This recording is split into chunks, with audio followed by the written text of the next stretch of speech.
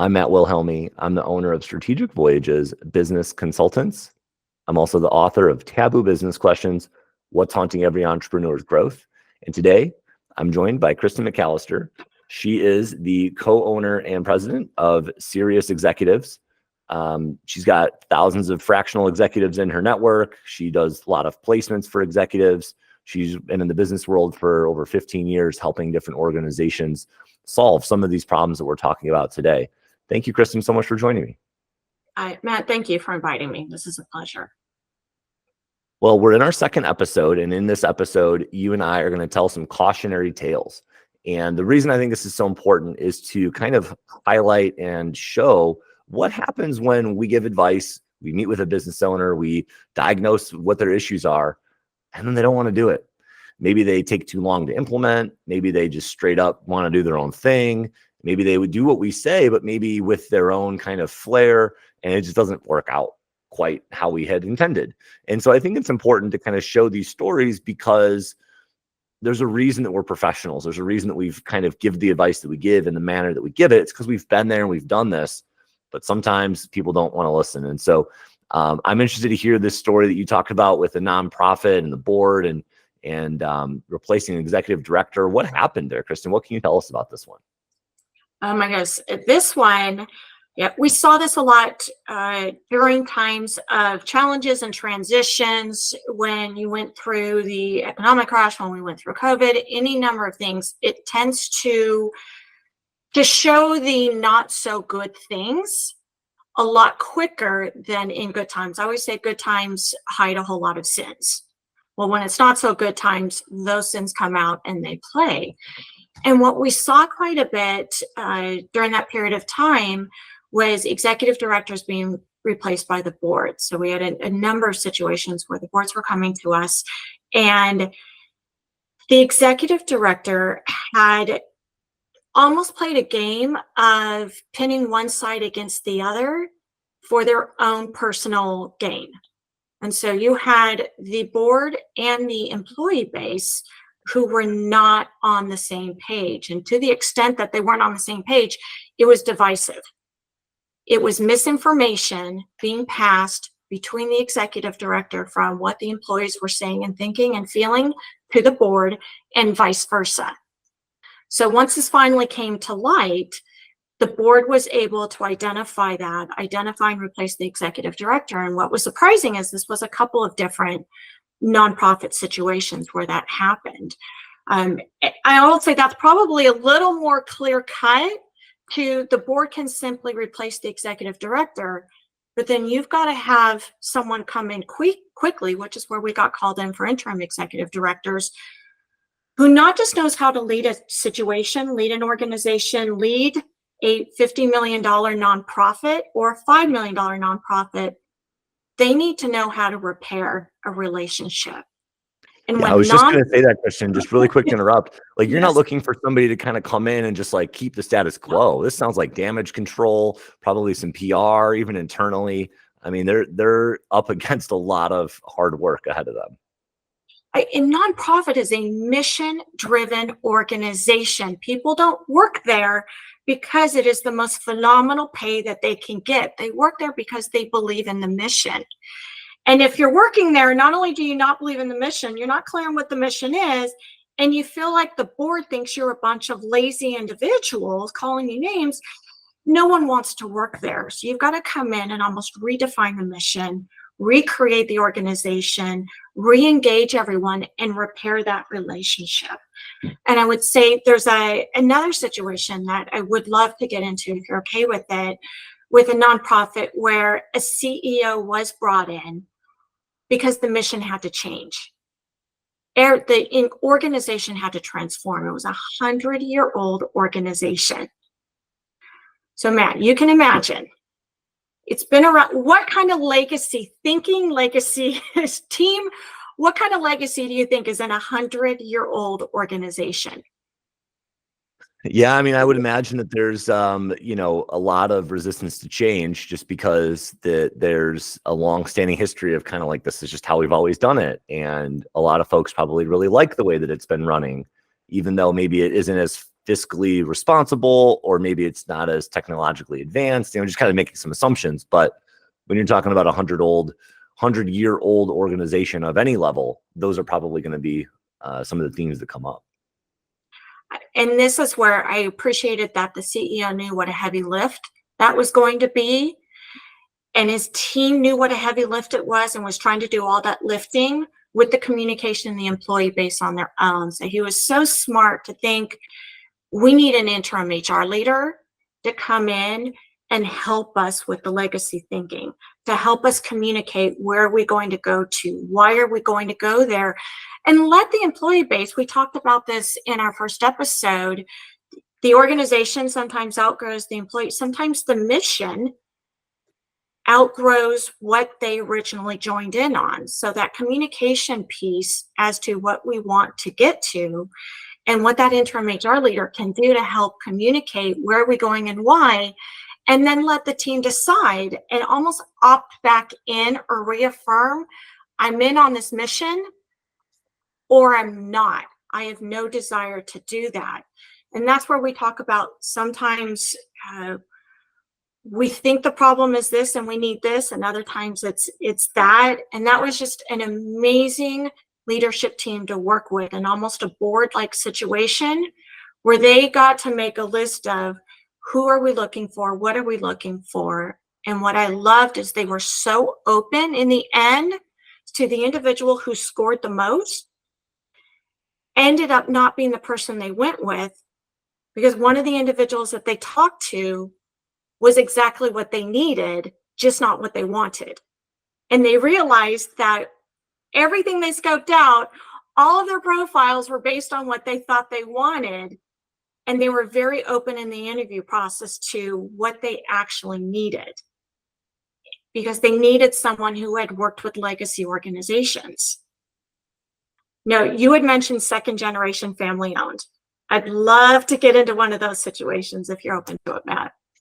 Yeah, absolutely. I mean, I think there's probably some similarities when you're talking about kind of handing over a board and, some of this legacy thinking and being able to kind of relate those two stories. There's a lot of similarities. When you're talking about one generation that started the business, they've got a lot more emotional capital invested in the business.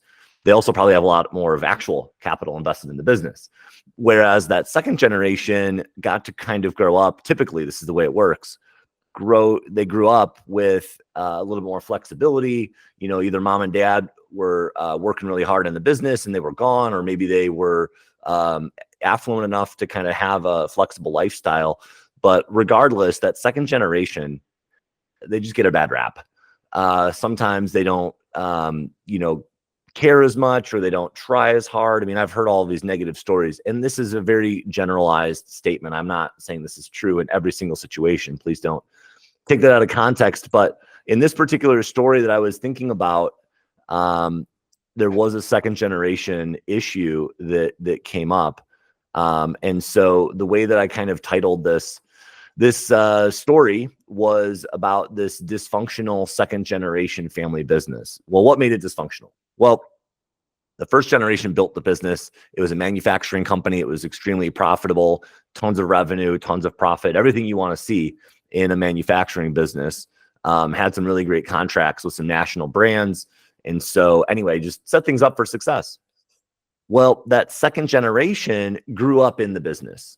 They, the brother and sister, actually got a chance to kind of see the business take off, and were working in high school and in college to kind of build this company. But I think over time, because of a lack of maybe accountability, maybe because their last name was the same as the founder, they got away with a lot of stuff they weren't supposed to get away from.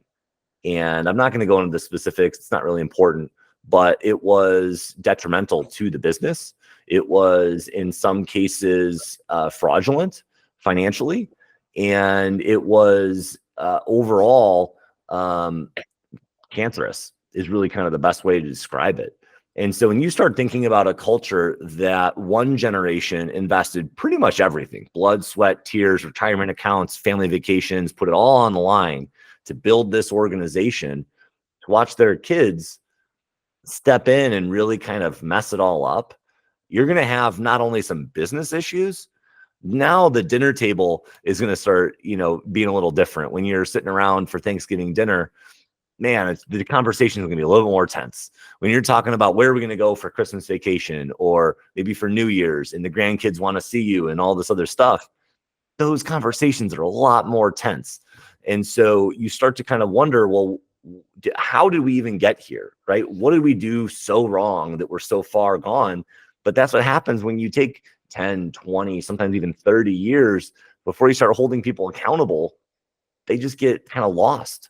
And so this business did not have a great ending. As I'm sure you can imagine, it spiraled out of control to the point where they had to close the doors. It's really unfortunate. Second generation kind of drove this business into the ground. I'm sorry to hear that, because it's obvious, you and I both know, it's preventable. It's preventable when you plan for it, you take the necessary steps. And the way you laid that out, Matt, I love that you keyed in on that they had grown up in the business. Because what we see with so many business owners out there, we often get called in to help. Most of the time it's not too late. Sometimes it is too late. Is people have grown up in the business and they're not relatives. So it can be a cousin, it can be your children, or it could be those first 5 hires that you made. And as they've grown up in the business, they've been the ones to support us since the very beginning. They were there when we couldn't pay them wage. They were there when we didn't even have health insurance, and they stood by our side. They did everything that we needed them to do.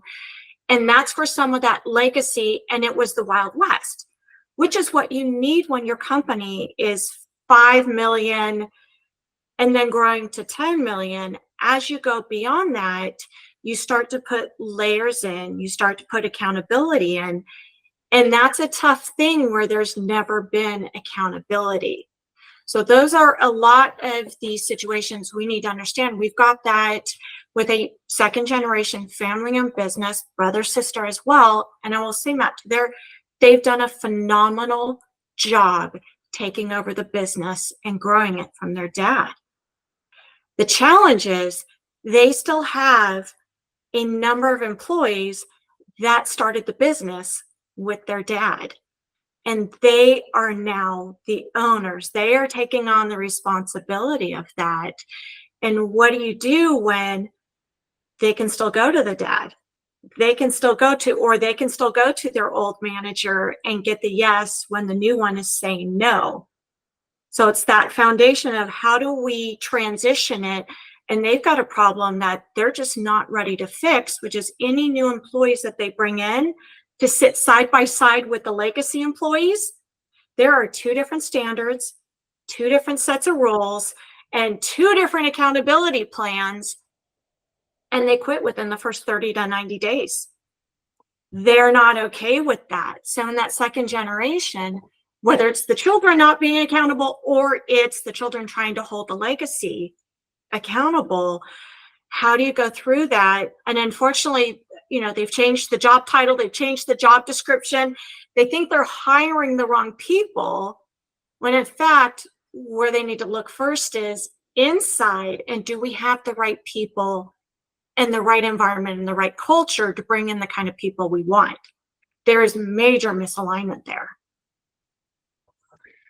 Yeah, I would imagine that that's something that comes up quite a bit when you're working with companies. They maybe see the problem. We've mentioned this a few times, but they don't know maybe how to solve it. They don't even know necessarily what question to ask.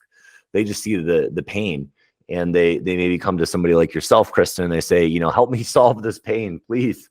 And maybe that's some tips and tricks are in your book. You've published a couple of different books, but the Finding Leadership book is certainly one that maybe comes to mind. Building teams that build your business. That sounds like exactly what we're talking about here.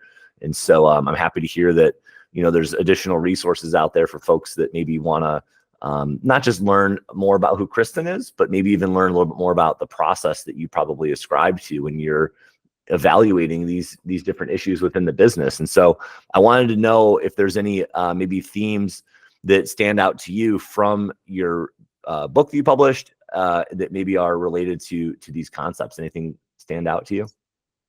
I think the underlying concept of it's that founder-led company, and even though I wasn't the founder, bought the company when it was at an early stage, is when we started, we're trying to do everything because we need to do everything.